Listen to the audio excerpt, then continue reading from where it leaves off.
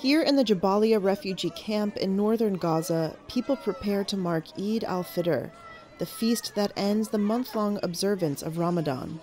Amid the destruction, there is little cheer for Palestinians this year.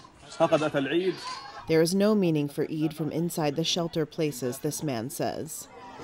The devastated enclave is facing the risk of widespread famine and disease, with nearly all of its inhabitants now homeless, about 6 months into Israel's air and ground campaign in Gaza, which was triggered by Hamas's attack on southern Israel on October 7th. Israel says aid is moving into Gaza more quickly after international pressure, but the amount is disputed.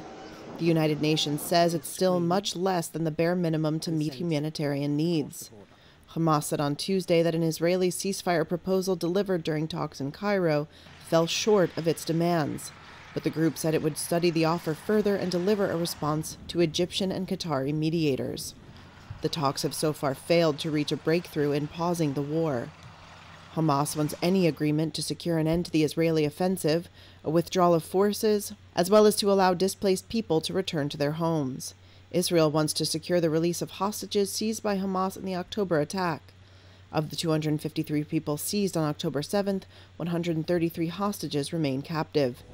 Residents said Israeli forces kept up airstrikes in central Gaza and Rafah on Tuesday.